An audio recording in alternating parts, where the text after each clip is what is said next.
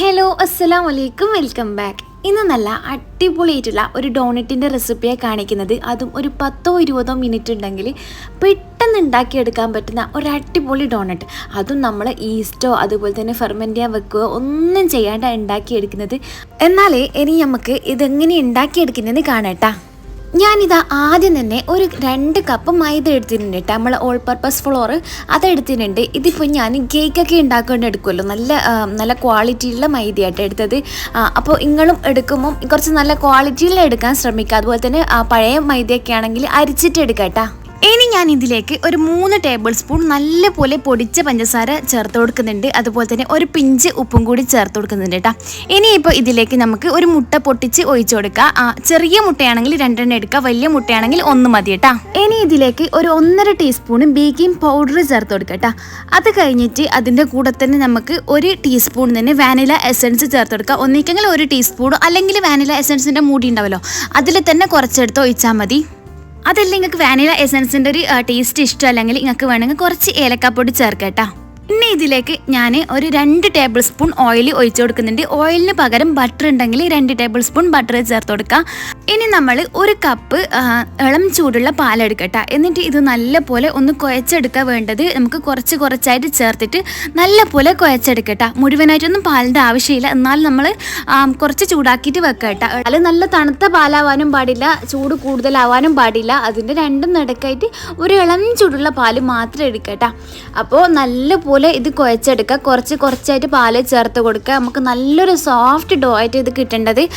നമ്മൾ സാധാ ഡോണറ്റ് ഉണ്ടാക്കുമ്പോൾ എടുക്കുന്ന അത്ര ലൂസാക്കിയിട്ട് എടുക്കണ്ട കേട്ടോ. നമ്മൾ ചപ്പാത്തി മാവിനൊക്കെ കുഴച്ചെടുക്കുമല്ലോ, അതേ രീതിക്ക് കുഴച്ചെടുക്കുക. പക്ഷേങ്കിൽ ചപ്പാത്തി മാവിൻ്റെ അത്ര ടൈറ്റായിട്ട് കിട്ടേണ്ട, അതിനേക്കാളും കുറച്ചും കൂടി സോഫ്റ്റ് ആവണം കേട്ടോ. പിന്നെ നമ്മൾ ഒട്ടിപ്പിടിക്കാൻ ഒട്ടും പാടില്ല കേട്ടോ. കാരണം നമ്മൾ കൂടുതൽ നേരം ഫെർമെൻറ്റ് ചെയ്യാനൊന്നും വെക്കുന്നില്ല, അപ്പം തന്നെ ഇത് ഫ്രൈ ചെയ്തിട്ട് എടുക്കുകയല്ലേ ചെയ്യുക. അപ്പോൾ അധികം നേരം നമുക്ക് വെക്കേണ്ട ആവശ്യമൊന്നുമില്ല കേട്ടോ. അപ്പം ഞാനിതാ നല്ലപോലെ കുഴച്ചെടുക്കുന്നുണ്ട്. കുറച്ച് ടൈം എടുത്തിട്ട് തന്നെ കുഴച്ചെടുക്കട്ടെ.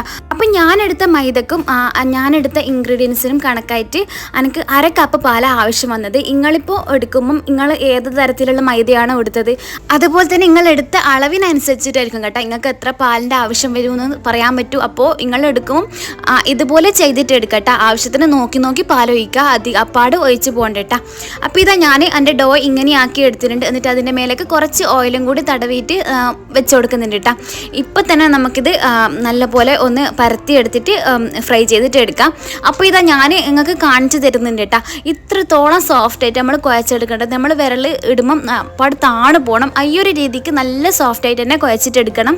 ഇനി നമുക്കിത് റെസ്റ്റ് ചെയ്യാൻ വെക്കേണ്ട ആവശ്യമൊന്നുമില്ല. അപ്പം തന്നെ നല്ലപോലെ ഒന്ന് പരത്തിയിട്ട് എടുക്കുക. അതിന് വേണ്ടിയിട്ട് ഞാൻ കൗണ്ടർ ടോപ്പിലേക്ക് കുറച്ച് മൈദ ഇട്ട് കൊടുത്തിട്ടുണ്ട് കേട്ടോ. അവിടെ ഇവിടെയായിട്ട് കുറച്ച് മൈദ ഇട്ട് കൊടുക്കുക. എന്നിട്ട് ഇത് ആ കൗണ്ടർ ടോപ്പിലേക്ക് നമ്മൾ ഡോ എടുത്ത് വെച്ച് കൊടുക്കുക. എന്നിട്ട് നല്ലപോലെ ഒന്ന് പരത്തിയെടുക്കട്ടോ. പരത്തിയെടുക്കുമ്പോൾ ശ്രദ്ധിക്കേണ്ടത് ഇത് തീരെ തിന്നായി പോറ്, എന്നാൽ പിന്നെ ഭയങ്കര കട്ടി ഉണ്ടാവാറ് കേട്ടോ. ഒരു 1/2 ഇഞ്ച് കനത്തിൽ നമുക്ക് നല്ലപോലെ പരത്തിയിട്ട് എടുക്കാം. പിന്നെ ഇതിൻ്റെ തെമ്പ് വശമ്പളം ശ്രദ്ധിക്കേണ്ട ആവശ്യമില്ല കേട്ടോ. കാരണം നമ്മൾ നടുഭാഗത്ത് നിന്ന് ആദ്യം കട്ട് ചെയ്തിട്ട് എടുക്കാം. നടുഭാഗം അധികം തിന്നായി പോകാണ്ട് ശ്രദ്ധിക്കാം കേട്ടോ. അപ്പോൾ ഇത് ഞാൻ ഈ ഒരു കനത്തിലാട്ടോ ചെയ്തിട്ട് എടുക്കുന്നത്. ഈ ഒരു കനം തന്നെ ഏകദേശം എൻ്റെ നടുഭാഗത്തൊക്കെ ഉള്ളത്. അപ്പോൾ ഞാൻ ഇപ്പോൾ ഈ കട്ട് ചെയ്തിട്ട് എടുക്കുക ചെയ്യുന്നത്.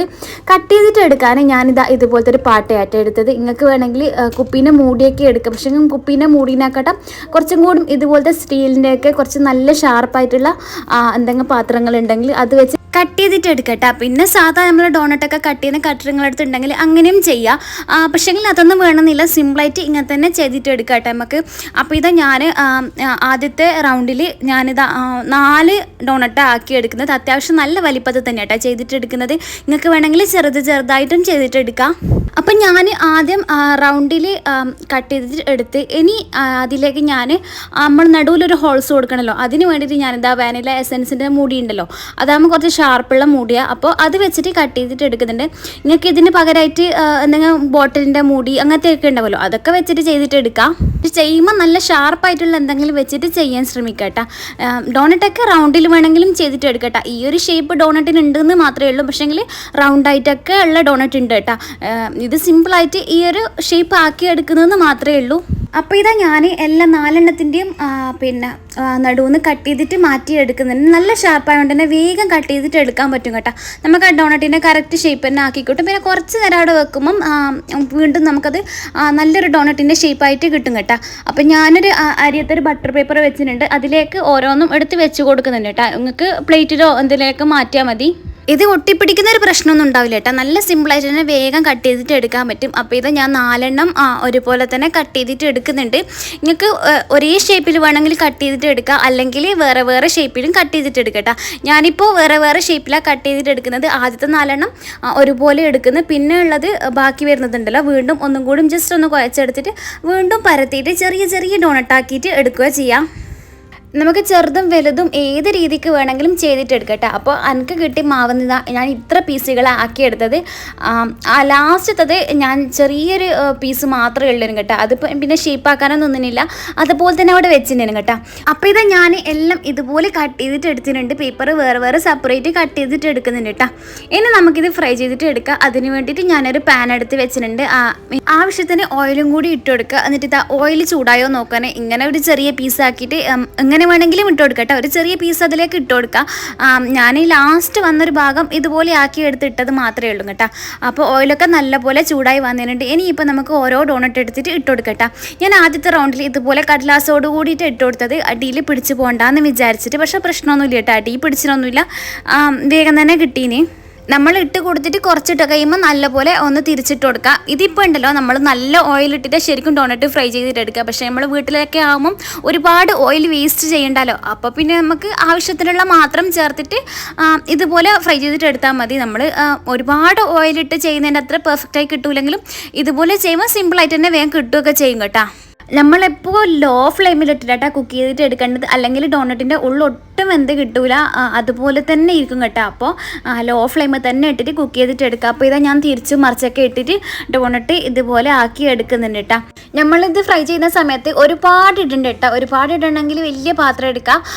ഒന്നായിട്ട് ഇട്ട് എടുക്കണമെങ്കിൽ അങ്ങനെ ചെയ്യട്ടോ, അല്ലെങ്കിൽ 2, 3 ആയിട്ട് ഇങ്ങനെ എടുക്കുക കേട്ടോ. കാരണം ഒരുപാട് എടുത്തിട്ട് കൊടുക്കുമ്പം നമുക്ക് ഫ്രൈ ചെയ്യാനും അതുപോലെ തന്നെ അപ്പുറം ഇപ്പുറം മറിച്ചിടാനൊക്കെ ഭയങ്കര ബുദ്ധിമുട്ടായിരിക്കും. പിന്നെ ഇതുപോലെ ചെറുതൊക്കെ ആണെങ്കിൽ ഒരു 4 വെച്ചിട്ട് ഇട്ട് കൊടുക്കട്ടോ.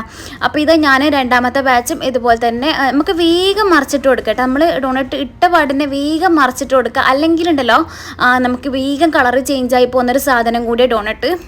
എൻ്റെ ഡോണറ്റിൻ്റെ മുകളിലുണ്ടല്ലോ ഇപ്പോൾ ഇതാ ഒരു കോഫി കളർ കുത്ത് വരുന്നുണ്ടല്ലോ, ഒരു കോഫി കളർ കുത്ത് പോലെ നിങ്ങൾക്ക് കാണുമ്പം തിരിയുന്നുണ്ടല്ലോ.